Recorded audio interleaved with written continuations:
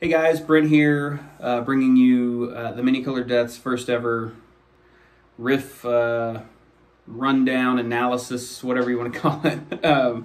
We took a vote. It was between Rats and Drown. It looks like you guys picked Rats. Thank you, because that is an easier song to play with less parts. But a lot of you did want to hear Drown. I probably will go ahead and do a video for Drown as well, and break down all its many silly guitar parts and all that good stuff. Rats, probably our most popular song of our sets, typically. Everyone is excited for that one with the big crowd sing-along and whatnot. The only thing I remember kind of about the writing of this song was that it came together really quick. If memory serves me correctly, we were at practice. As often would happen at practice, we would have jammed on something. There would be a lull. We'd be standing there, and I'd have my guitar, and a riff would just come out.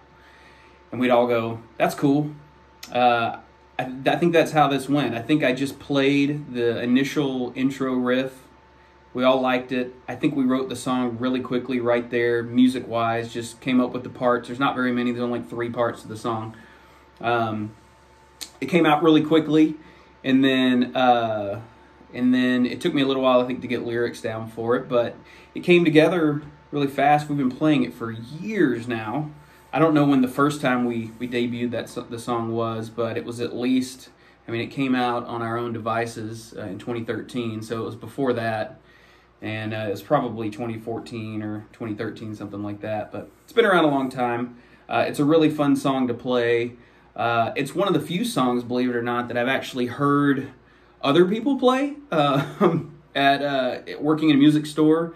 I had a couple of people come in, and I would be in the back, and I would hear someone playing Rats out front, which is super cool when someone else is playing your song. So, of course, I would always go, oh, that's okay. So they're not playing that part quite right, and that's kind of the fun thing about this riff, is that it is a little different. I think it sounds pretty simple, but there's a little nuance to it that will change the feel if it's not played just in a certain way. So I guess the first thing to do is talk about the tuning. That's the simplest thing to start out with. Our standard in the Many Colored Death is E flat standard. That's what we tune to. For the purposes of this video, I'll just talk about everything as if the guitar was in standard E to E. Even though it's not, it's actually, this guitar is tuned to E flat. By the way, this is a Bryn Mawr double cut cedar top electric guitar. If you like what you see, you like what you hear. I mean, you're not going to like what you hear. I'm plugged into like a cheese ball crate amp over here, but we can talk about building you one if you like it. Anyways. Back to this. The song is tuned E flat to E flat. That's E flat, G sharp, C sharp, F sharp, B flat, E flat. But again, for the purposes of this video, I'm just going to call E A D G B E just like normal. That way we all know where I am on the guitar, and I'm not having to try to remember what notes are what, because I'm terrible at that kind of stuff. So that's sort of where it starts out. We're in that tuning. I'm going to try to get most of the guitar in here. So this is the first like riff video I've ever done. So bear with me as I try to like get my hand in the shot. Open E chords. Sounds like that. That's your E. There's my E flat. So the song starts off again with that opening riff. Which is the song is in E flat.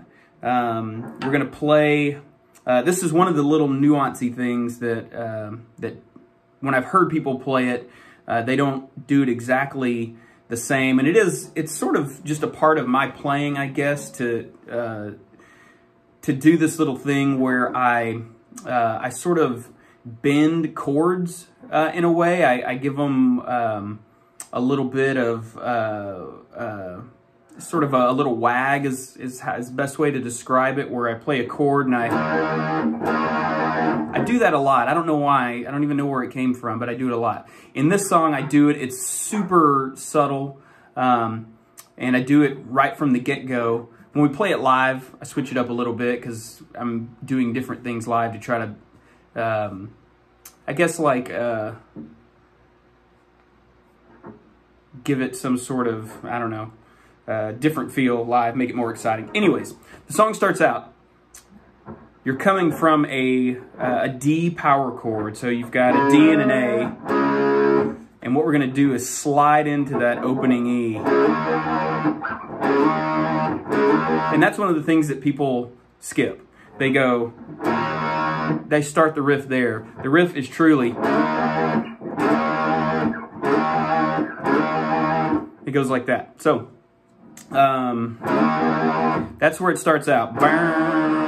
And then we're going to go with open E, A, B flat, B, and then here's the other part that people don't get in that riff. We hit a G, a high G here on the D string, and then we hit the E on the A string.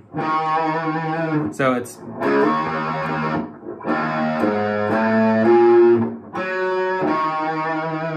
And that's the whole riff. Those are all the parts.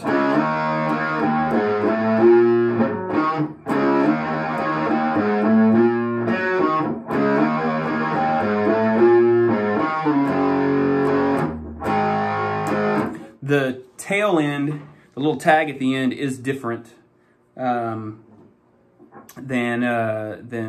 the rest of the riff. And what I do there is, instead of doing that little thing, I go play an open D, the E, and I slide it down to that G power chord up to the A power chord. So again,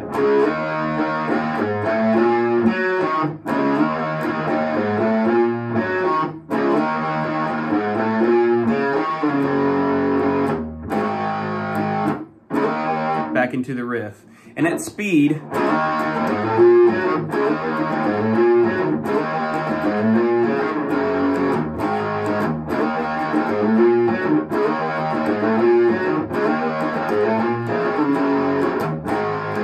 then we end with that Hendrixy E. Wish I knew the name of it. I probably should know the name of it. I'm sure it's something that someone comment with what the name of that chord is, but that's how we slide out of the riff. So that's the first main riff. That's on a lot of the song. That's the chorus of the song. It's the intro of the song. It's the main riff of the song. Then we go into the verses. The verses are super simple. It's basically just I hit an E chord. So we go, and then I just pick scratch in the rhythm with the song. So, and then Shay and I together go, we just give it that little, and then I hit that E. So,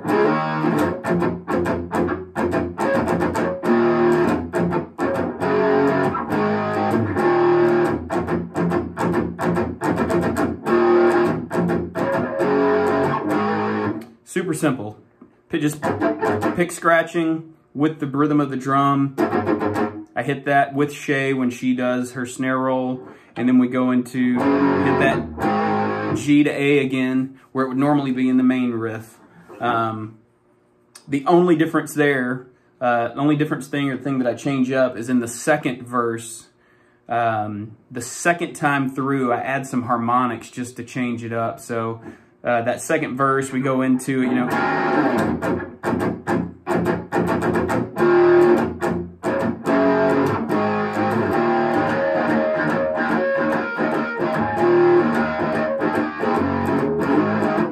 just an easy little, just something to make it sound different. I'm a big fan of second verse isn't exactly the same as the first verse.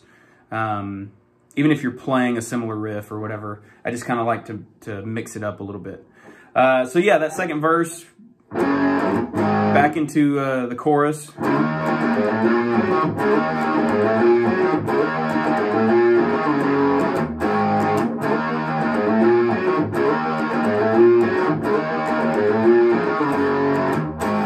And now we go into the, I don't know what, something just popped up on my phone. Now we go into the bridge, I guess, essentially, the pre-solo section. We've got that, and it's sort of just a little rhythmic hammer-on chord where you're playing an open E and then slamming on a B over and over. Slide up a half step.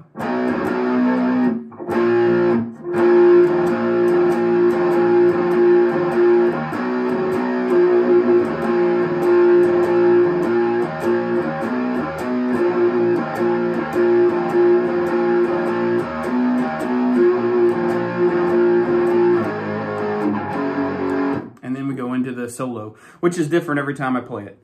The only thing that is the same pretty much every time in that solo is at the very tail end of it, I use a little whammy, you know, octave up effect and play sort of a sloppily fast played sort of.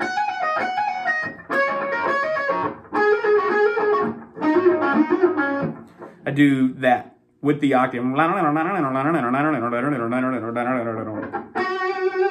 of those kind of things. But anyways, the solo is sort of ad-libbed every time I get to it. And then the only, that's pretty much the end of the song. I mean, we go to a final Rats chorus sing-along, and then back to one more sort of that thing, that bridge, or that, I guess it's not a bridge because we play it twice. It's just another part of the song. I don't really know all the names of all those parts. Anyway, so yeah, those are the three main parts. That's sort of the breakdown of Rats. You've got the main riff, which again, you slide into.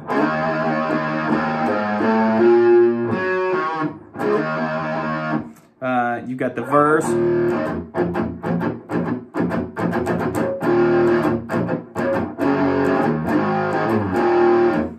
And then you've got that pre-solo post-chorus thing.